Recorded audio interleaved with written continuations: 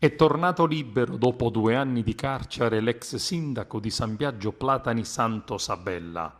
I giudici della prima sezione penale del Tribunale di Agrigento, presieduto da Alfonso Malato, hanno accolto la richiesta dei legali, gli avvocati Mormino e Gaziano, ed hanno ritenuto che le residue esigenze cautelari possano ritenersi affievolite in considerazione dei 2 anni di carcerazione a cui è stato sottoposto Sabella, nonché dello stato avanzato del processo. A Sabella è stato applicato il divieto di dimora in provincia di Agrigento. L'ex sindaco, arrestato dopo il blitz dei carabinieri del 22 gennaio 2018, che aveva portato agli arresti altre 53 persone, era accusato di concorso esterno in associazione mafiosa per aver stretto un patto d'onore con il boss del paese Giuseppe Nugara, che gli avrebbe garantito sostegno alle elezioni amministrative nel 2014, anno in cui fu eletto sindaco. Sabella è certamente il personaggio principale dello stralcio ordinario della maxi inchiesta